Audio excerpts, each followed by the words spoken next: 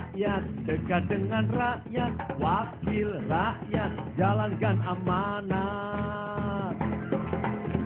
Ungkapkan inspirasi untuk makmurkan negeri, mimbar kampanye. Ya, selamat malam saudara, senang sekali saya Iwan Tuana Kota bisa hadir kembali untuk Anda dalam acara Mimbar Kampanye.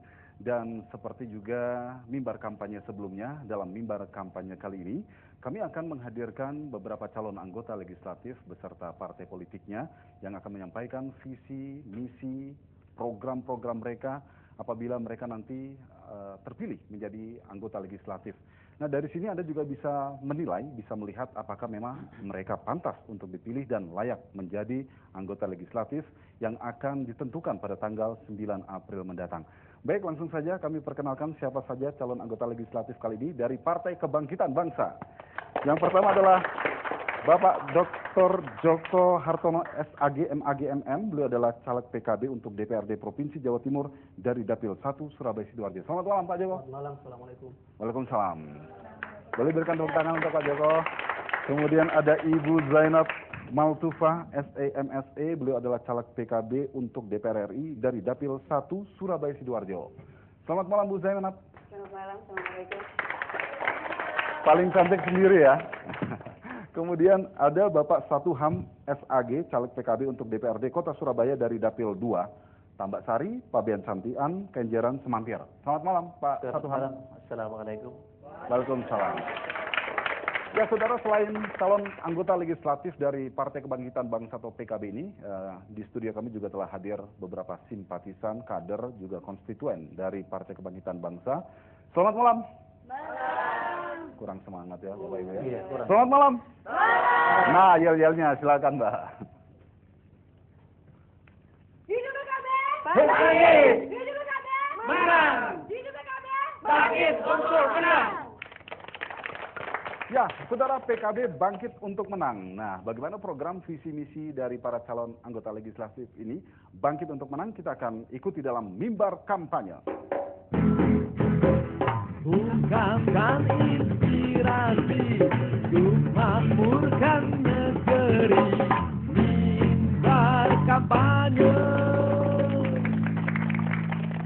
Ya saudara, terus pastikan Anda bersama kami di acara mimbar kampanye ini untuk mengetahui bagaimana visi, misi, serta program-program yang akan digagas oleh para calon anggota legislatif dari Partai Kebangkitan Bangsa ini.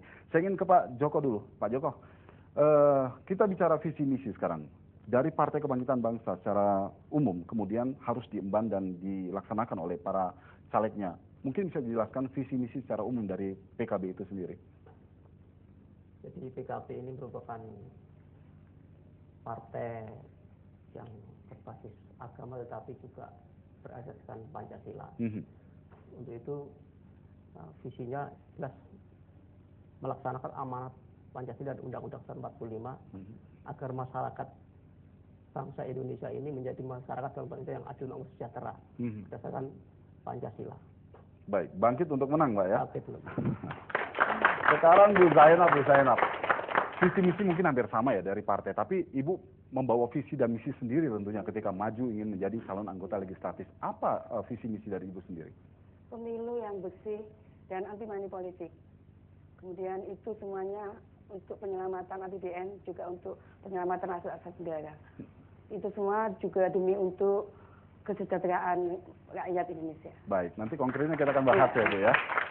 Nah, ini sekarang kalau dari Pak Satuham ini kan Dapil Surabaya nih Pak. Iya. Problem-problem dari pusat, provinsi maupun kabupaten kota berbeda. Saya ingin tahu visi misi dari Bapak ketika maju menjadi caleg DPRD kota Pak. Oke, terima kasih. Secara umum tidak ada bedanya, namun ada yang lebih spesifik kepada saya pribadi. Yang jelas terkait dengan masalah visi dan misi ini, bagaimana membangun negara ini tidak terlepas dari akhlakul karimah, termasuk adanya koruptor yang saat ini belum masuk ke Surabaya secara umum.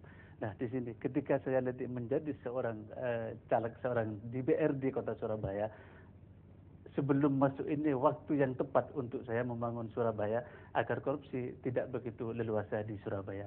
Itulah sementara visi kami untuk menjadi anggota DPR di Surabaya. Nah, bagaimana caranya nanti kita akan bahas ya Pak ya. Ya. Nah, saudara, kami ingatkan juga seperti biasa dalam mimbar kampanye kali ini, Anda juga bisa bergabung nanti di line telepon yang kami buka. Anda bisa bertanya, mungkin menguji bahkan apakah visi misi mereka juga realistis di 03156782216 atau di 03156300972. Saya ingin kembali ke Pak Joko. Ada strategi Anda tentunya, masing-masing caleg punya strategi ketika berkampanye untuk meraih simpati dari konstituen. Kalau Pak Joko sendiri strategi kampanye seperti apa, Pak? Saya ini sebenarnya kan sudah menjadi anggota DPR lama, dinas pengajian rutin. Dinas pengajian rutin. Jadi sebelum saya menjadi mencalonkan sebagai caleg, saya sudah punya strategi, artinya dekat dengan masyarakat. Bagaimana personal saya, masyarakat sudah tahu. Kemudian ketika saya mencalonkan diri, saya tinggal hanya mengcalling kembali saya ini berusaha untuk menjadi wakil Bapak dan Ibu Saudara, mencalonkan diri begitu. Pak Joko asli mana Pak Joko? Surabaya. Surabaya. Kalau Anda melihat problem sosial di kota Surabaya sendiri yang harus segera diatasi, apa saja Pak Joko? Problem sosial itu yang sementara ini saya agendakan. Pertama tentang urbanisasi ini, urbanisasi yang menurut saya penanganan pemerintah saat ini kurang efektif karena harus masuk ke kampung-kampung begitu. Menurut saya itu harus diselesaikan dengan lebih baik lagi, efektif, misalkan bekerja sama dengan, kalau sasarannya mahasiswa misalkan begitu ya, bersama dengan perguruan tingginya ya, supaya mahasiswa ini mengurus KIPEM itu. Kalau itu buruh ya harus bekerjasama dengan perusahaan. Jadi nggak perlu Satpol PP itu harus masuk ke kampung-kampung, kadang-kadang salah sasaran itu. Ya, pondok saya kadang-kadang itu keliru. Dimasuki. Ya, nah, itu kan salah sasaran. Jadi seperti itu kalau saya. Baik. Kalau salah Bu, satunya ya. Salah satunya. Salah banyaknya? Nanti akan Bapak utarakan lagi program-program yang lain ya Pak ya. Saya ingin ke Bu Zainab. Bu Zainab tadi sudah disampaikan bagaimana strategi kampanye dari Pak Joko. Dari Bu Zainab sendiri bagaimana? Karena tadi visi misinya disampaikan bahwa Anda jelas-jelas adalah anti terhadap money politik.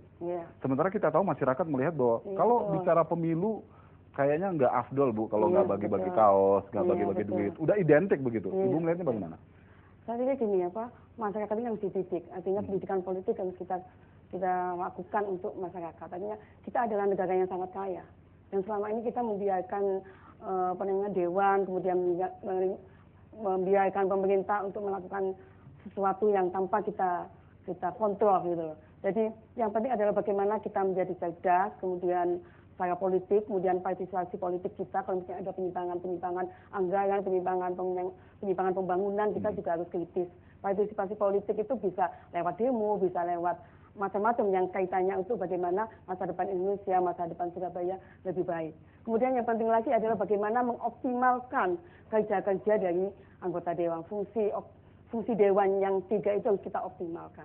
Saya pikir kalau masyarakat juga terdidik, pemerintahnya juga bersih, kemudian partisipasi masyarakatnya bagus, dewannya bersih, saya pikir tidak akan lama lagi kita akan menuju cita-cita Pancasila itu. Spesifik pendidikan politik yang akan Ibu lakukan seperti apa? Karena kita tahu banyak politikus juga gagal melakukan pendidikan politik kepada masyarakat. Mereka menjadi contoh buruk bahkan. Bagaimana Bu? Ya kita tunjukkan hak-hak kita. Kita adalah negara yang kaya. Kita memiliki semua hal. Artinya bisa saya gambarkan bahwa kita adalah berada di sebuah mall yang sangat besar, yang apapun ada di situ.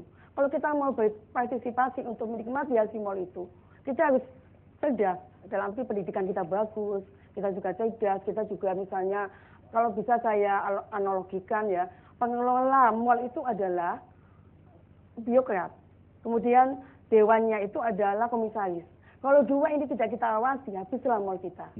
Nah kalau misalnya dua-duanya itu bagus kita awasi, artinya mereka yang berkecimpung di dunia pertanian bisa masuk ke situ untuk bisa dibeli, yang di peternakan, yang di industri kecil dan sebagainya. Sementara ini kan kita hanya melihat partisipasi masyarakat itu di pasar tradisional gitu.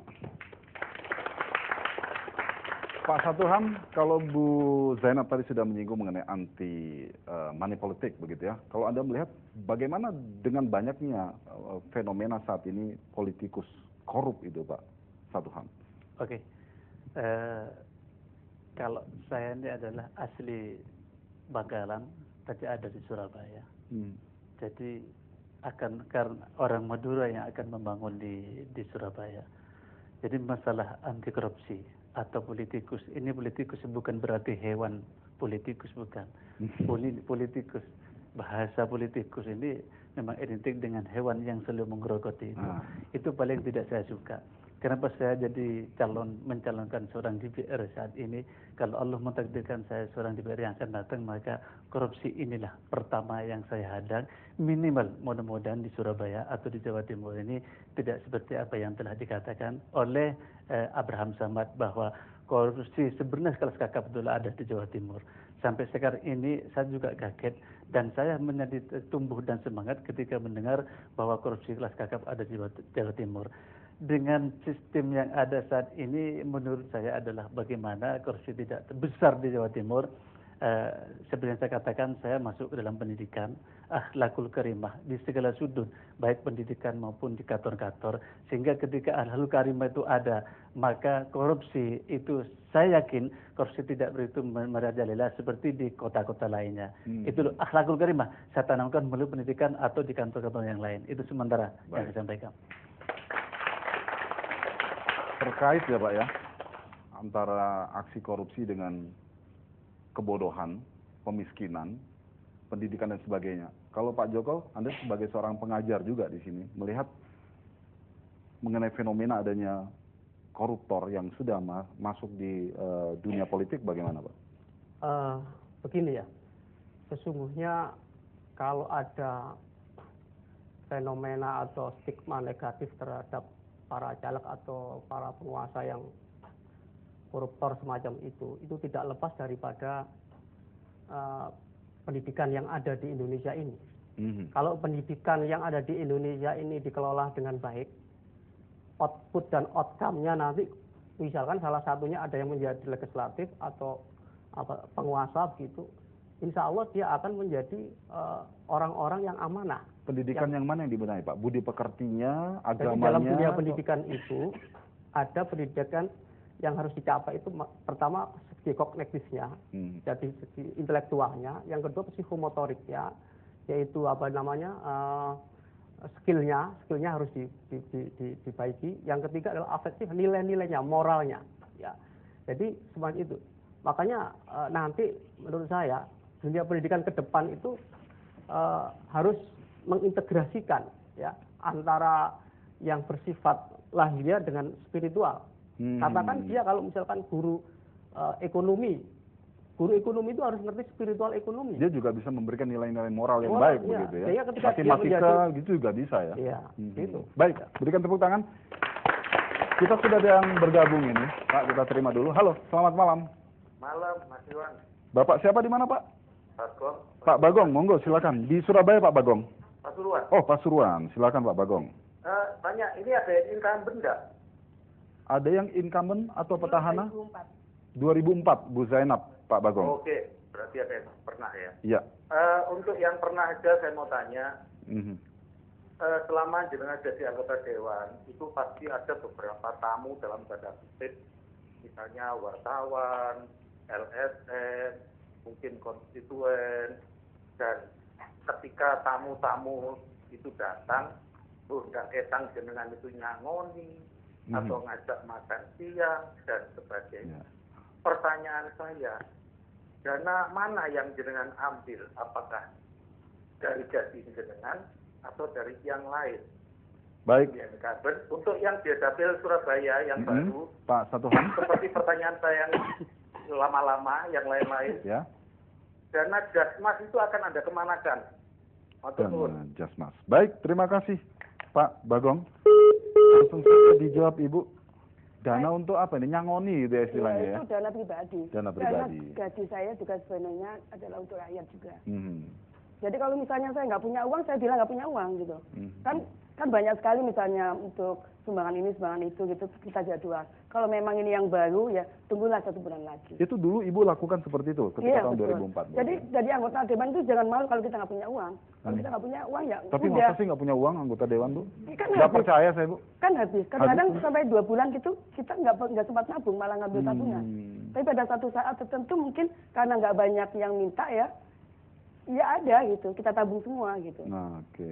Jadi sudah terjawab ya Pak Bagong ya, paling tidak itu ya. Iya. Kalau Ibu menjadi anggota dewan lagi ya. Iya, seperti itu. betul. Baik, saya ingin ke Pak Satuham tadi, Pak Bagong menyinggung mengenai dana Jasmas, Pak. Jaring aspirasi masyarakat. Nggak tahu, biasanya ada Bu ya, dana-dana itu. Apakah memang akan nantinya dikembalikan lagi kepada masyarakat atau bagaimana Pak Satuham? Oke, terima kasih khususnya ke Pak Bagong. Saat ini tadi saya siang sempat menerima Jasmas dari salah satu DPRD Kota Surabaya. Saya tadi mendatangi rapat di Wali Kota Surabaya, ternyata yang seharusnya sudah keluar saat ini ternyata ditunda setelah caleg dilaksanakan. Kenapa? Karena sekarang sudah bukan menjadi rahasia lagi bahwa Jasmas oleh incumbent itu dijadikan alat untuk kampanye. Iya. Yang harusnya ke masyarakat. Yang seharusnya masyarakat ternyata dibikin alat untuk kampanye. Itu saya merasakan sendiri. Maka demikian, maka yang seharusnya Jasmas atau dana hibah itu diberikan kepada masyarakat di Kota Surabaya saat ini untuk satu anggota DPRD Kota Surabaya mendapat 1 miliar rupiah. Bayangkan, yang saya ketahui selama 4 tahun teman-teman yang telah menjadi seorang dewan di Kota Surabaya itu tidak kelihatan betul 4 tahun, tapi setelah akhir untuk kampanye ini mengapa Jasmas bermunculan di mana-mana. Cuman yang saya heran dan yang saya khawatir bahwa dana yang seharusnya diberikan ke masyarakat itu dijadikan alat untuk kampanye. Saya semakin giat, semakin semangat untuk menjadi anggota DPRD Surabaya. Itulah nanti akan saya sampaikan ketika saya menjadi anggota DPRD Surabaya. 1 miliar atau lebih itu adalah hak untuk rakyat Itu Surabaya. yang akan Anda lakukan ya? Ya. Baik, berikan tepuk tangan untuk Pak Satuham. Nah Pak Joko, sekarang kita bicara mengenai masalah-masalah yang lebih global lagi Pak. Kita tahu pengangguran, kemiskinan, masalah ketenaga kerjaan, pendidikan, kesehatan itu menjadi problem-problem klasik yang sampai saat ini masyarakat terus mempertanyakan bagaimana solusi penanganan dari pihak-pihak terkait. Kalau Anda jadi anggota legislatif tentu punya kekuatan untuk katakanlah mempush pemerintah segera menangani masalah tersebut. Apa yang akan Anda lakukan? Terima kasih. Saya ini basicnya orang edukatif ya, pendidikan ya. Kalau memang saya ditempatkan di Komisi Pendidikan, saya ingin membangun semuanya itu didasari dari pendidikan yang bagus dulu. Yang bagus itu yang seperti apa, Pak? Saya ingin model-model pendidikan yang betul-betul disiplin, yang kemudian menyiapkan masyarakat kita itu kalau memang dia itu ahlinya berbisnis ya kita beri skill yang bagus, tetapi itu menurut saya harus dimodel semacam ini SMA Taruna Nusantara begitu ya. Jadi betul-betul di situ digodok, pemerintah harus memberikan beasiswa sepenuhnya, mulai pakaian, baju, buku sampai peralatan apapun ya dibiayai penuh. Tetapi siswa itu harus diseleksi betul yang betul-betul punya potensi yang bagus ya. Terus diasramakan ya. Di situ kalau malam dikasih juga tambahan-tambahan skill-skill, kemudian spiritual yang bagus, sehingga kalau dia itu lulus nanti dia akan bisa terjun sesuai dengan kompetensinya masing-masing. Kalau dia punya kompetensi di dalam bisnis ya akan bisnis. Kalau dia mungkin senang ke dunia militer ya militer. Kalau dia ingin menjadi seorang ilmuwan ya nanti jadi difasilitasi seperti itu ya dari pemerintah ya. Itu insya Allah akan bisa menghapus apa yang sudah dikatakan tadi. Baik ya. Sekarang ke Bu Zainab. Dapil 1 ini kata orang dapil yang sangat berat begitu. Kompetitornya luar biasa di dapil itu. Nah, problem-problem sekarang saya ingin mendasar. Ibu sebagai seorang perempuan mungkin melihat masalah kesetaraan gender yang terus menjadi sorotan belakangan ini, kekerasan dalam rumah tangga, KDRT, kemudian ada juga masalah-masalah keterwakilan perempuan di parlemen, itu menjadi isu-isu hangat bagi kaum perempuan. Ketika Ibu nanti menjadi anggota legislatif, apa yang Ibu perjuangkan untuk itu semua?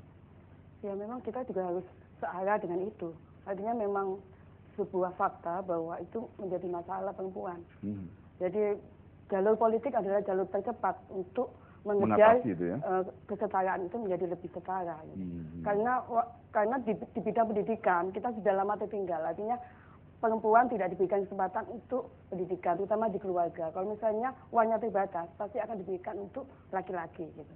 Sementara problem-problem rumah tangga untuk mengatasi persoalan ekonomi dan sebagainya itu lebih banyak adalah perempuan yang menanggung. Nah, ketika pendidikannya tidak sesuai, dia akan melakukan apa saja untuk bekerja, terutama misalnya dari PLT atau misalnya dari TKI, TKW dan seterusnya. Tanggung jawab perempuan untuk mengatasi persoalan rumah tangga itu sangat besar. Ketika dia tidak diimbangi oleh pendidikan yang bagus, kesempatan yang bagus untuk SDM-nya makin baik, saya pikir Indonesia ke depan sulit untuk bisa kita ubah. Nah, sekarang masalah TKW atau TKI itu Ibu, kita tahu belakangan ada kasus yang menimpa TKW kita di Arab Saudi yang memprihatinkan begitu. Mereka ini pahlawan devisa sebenarnya betul. Begitu. Artinya masyarakat melihat pemerintah belum optimal dalam merangkul mereka dan melindungi hak-hak hukum mereka. Nah, Ibu melihatnya bagaimana ke depan ketika Ibu nanti duduk di Senayan sana Ibu? Ya kita harus punya data yang benar, misalnya di Saudi itu berapa orang yang bekerja di sana, terus yang masa kerjanya habis dan sebagainya. Jadi yang jelas itu kedubes di sana maupun konsulat di sana harus dioptimalkan. Bukan hanya sekedar mereka harus optimal bekerja, tapi mereka harus diberikan anggaran dan kebijakan-kebijakan yang lebih strategis untuk bisa menolong mereka. Baik. Tanpa ada pengembangan kekuatan mereka untuk menangani masalah tenaga kerja, saya pikir susah. Baik. Berikan tepuk tangan untuk Bu Zainab. Saya ingin ke Pak Satuham. Masih tetap masalah ketenaga kerjaan, Pak. Kita tahu Kota Surabaya juga setiap tahun masalah ketenaga kerjaan jadi problem tersendiri begitu. Masalah upah, kemudian masalah tenaga outsourcing dan sebagainya. Ketika Anda nanti duduk menjadi anggota parlemen di DPRD Kota Surabaya, apa perjuangan Anda untuk memperjuangkan hak-hak buruh itu, Pak? Oke, terima kasih. Terkait dengan permasalahan upah yang saat ini masih ramai dan belum terselesaikan, itu buruh belum ada kesepakatan yang pasti. Walaupun sudah terpaksa itu buruh menerima, tapi sampai sekarang belum ada kesepakatan yang murni. Karena menurut saya kenapa tidak ada kesepakatan, yaitu pemerintah punya alasan tersendiri. Terus kenapa buruh atau tenaga kerja itu belum bisa menerima, itu punya alasan tersendiri. Menurut saya itu karena ada komunikasi yang belum cair. Seharusnya pemerintah mengerti tentang kebutuhan hidup di Kota Surabaya. Termasuk buruh pun seharusnya mengerti bagaimana kondisi pemerintah saat ini. Ini kan ada dua permasalahan yang ada saling pengertian dari kedua pihak. Ada saling pengertian dan belum ada satu indikasi yang bisa menyatukan antara kondisi saat ini, kondisi yang dialami pemerintah dengan kondisi yang dialami oleh buruh. Saya kira nggak sulit. Ketika ada komunikasi cair, pertemukan secara baik-baik, jangan saling menyalahkan yang lain. Sebenarnya kita angkat kebersamaan bahwa pemerintah penting untuk mengadakan itu, juga rakyat pun penting mempertimbangkan kehidupan yang saat ini sangat tinggi. Kalau ini bisa menjadi satu dalam satu forum, itu akan menjadi satu solusi yang baik. Maka ketika saya jadi, tolong kepada barangkali ada yang benar konstituen saya di Dapil 2 Kota Surabaya, doakan saya, dukung saya. Nanti pertama kali yang saya lakukan adalah bagaimana menyatukan persepsi antara keinginan buruh dengan keinginan pemerintah. Baik, berikan tepuk tangan untuk Pak Satuham. Ya, saudara, nanti kita akan lanjutkan kembali mimbar kampanye ini. Kita akan dihibur terlebih dahulu oleh Mas Pambuko dalam Banjugeni ya, grupnya ya. Kalau bicara mengenai TKI, ada lagu yang kira-kira terkait mengenai masalah problem TKI atau TKW kita, Mas Pambuko, yang bisa dinyanyikan buat masyarakat? Iya, ada. Ada di Hong Kong itu ada sebuah taman, namanya Taman Victoria. Itu tempat berkumpulnya para TKI ya, betul ya. Laki perempuan ngumpul di situ, kangen-kangenan, rasanya kayak ning negeri sendiri gitu ya. Nah, di sana tempat saling curhat teman-teman kita yang tertindas secara psikis. Karena menurut saya sebenarnya mereka tidak nyaman hidup di negara sendiri yang katanya Kosbro itu kolamnya kolam susu, batu jadi. Itu di Hong Kong Mas ya? Itu di Hong Kong. Itu pemain keyboardnya dari Hong Kong juga? Itu dari Hong Kong. Hong Kong Gang 5. Hong Kong, Kedung Doro. Ya silakan aja lagunya Mas.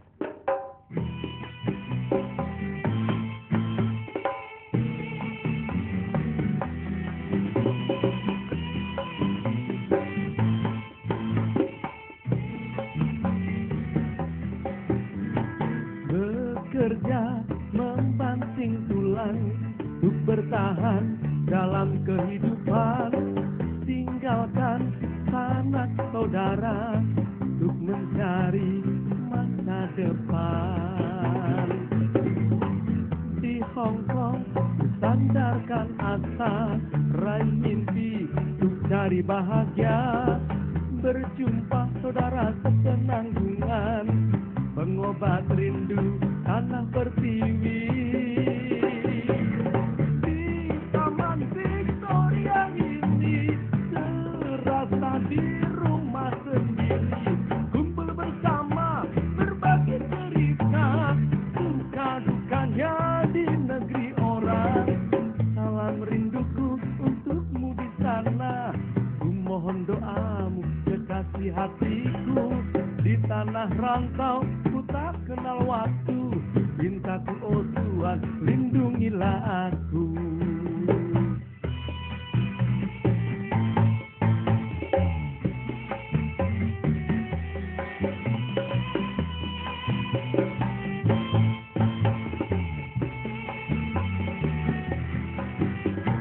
Di Hong Kong ku sandarkan asa, raih mimpi cari bahagia, berjumpa saudara sepenanggungan, pengobat rindu tanah pertiwi. Di Taman Victoria ini terasa di rumah sendiri, kumpul bersama berbagi cerita, suka dukanya di negeri orang. Salam rinduku untukmu di sana, ku mohon doamu kekasih hatiku. Di tanah rantau ku tak kenal waktu, cintaku oh Tuhan lindungilah aku.